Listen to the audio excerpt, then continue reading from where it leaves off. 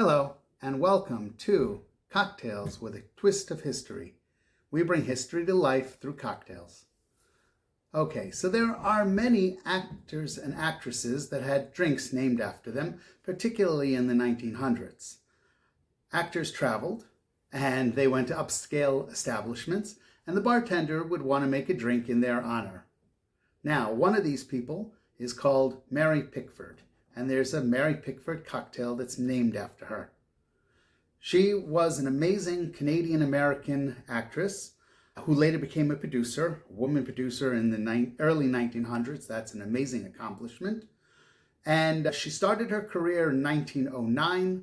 By 1916, she became the first woman to have a $1 million contract. At the height of her career, she had complete creative control over her films, and she was one of the most recognizable women at the time.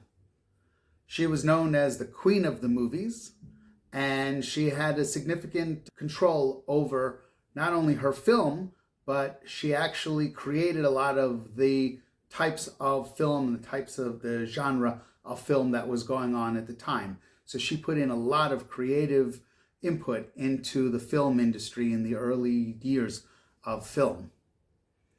She was also one of the original founders of the American Motion Pictures and Arts of Science. This was in 1927. And when they started the Academy Awards, she won the second one for Best Actress.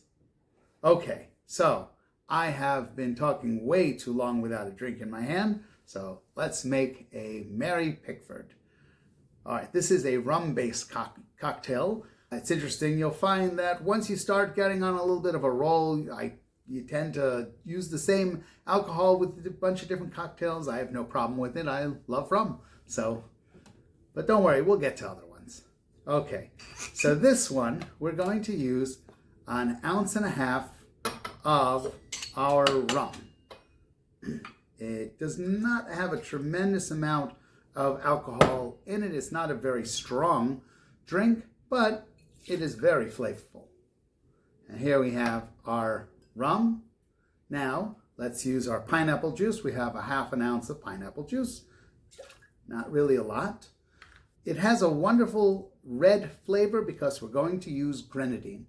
Grenadine is a pomegranate syrup with sugar in it, and it really doesn't use a lot of it. It really just uses a teaspoon. We're going to use a small amount, and there we go. And then it also uses this thing called Luxardo, which is a cherry liqueur. Maraschino, yeah, it's really pronounced maraschino, but also a very little bit of maraschino. It's really a teaspoon. I'm using a tiny bit more just because that's the spoon I have. And here we go. And it is a shaken cocktail. So we're going to put our cover on top. Cover it with that. And like I always say, make sure to, oops, you know what I forgot to do? I didn't put in the ice. That would be a very difficult thing. Got to put in the ice. Here we go. I knew when I felt that something didn't seem right. But like we always say, you got to put in a lot of ice in these. It really needs to get cold. It really needs a lot of ice in it. There we go. Now let's put the cover on. Hold it and, hold it and shake. And again, I'm using the metal shaker. I like them because it really does distribute the freezing from the ice all around. You can see that the whole shaker becomes very, very cold. Okay, now this one is going to go into a small glass, another coupe glass. It is sort of a dainty cocktail, and you can see, look at that beautiful pink color. It's a cocktail named after a woman in the early 1900s, so of course it will be pink. It's interesting. One of the things that people seem to agree on with this cocktail is that the garnish is a cherry, and you can't just use one. For some reason, every time you see this picture, it always has more than one cherry in it. But okay, and let's try it. Cheers. Very, very nice. Not high on the alcohol at all. It's really nice, nicely balanced between the cherry flavor, between the pineapple. The pineapple comes out very prominent, but that's fine. And you have the rum. It's definitely a sweeter drink, but very, very nice. Okay, back to the history. Okay, so by 1920, Mary Pickford was working on a film in Havana, Cuba, with her husband, Douglas Fairbanks. And this guy named Fred Kaufman at the Hotel Nacional de Cuba wanted to make a drink for her because she would frequent that area, which makes sense because that's an area where they would have done a lot of the filming for these films in the early 1900s. Now, what's interesting is that women always drank alcohol, but before Prohibition, it really was illegal in a lot of places for a woman to go to a bar. But was not the law in Cuba. Cuba, anybody could come in.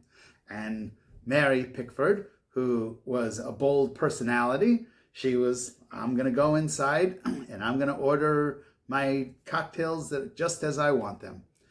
Now, this guy said, hey, this woman is a wonderful actress, and we're going to name this cocktail after her.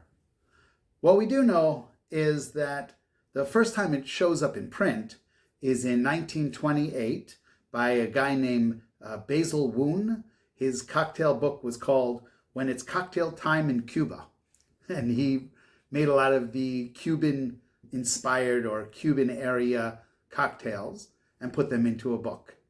The next time it shows up in print is in 1930 in the Savoy Cocktail Book by our friend Harry Craddock. Harry Craddock was one of those very pivotal bartenders, very famous at the time, and really popularized a lot of cocktails. Well, if you've heard different stories, please, we want to hear it. So send it to us, email it, put it in the comments, tell it to the bottle. We want to hear it. Also, don't forget, you should like, you should follow, we need you to get involved, to put something in the comments, and we want to know that you're out there.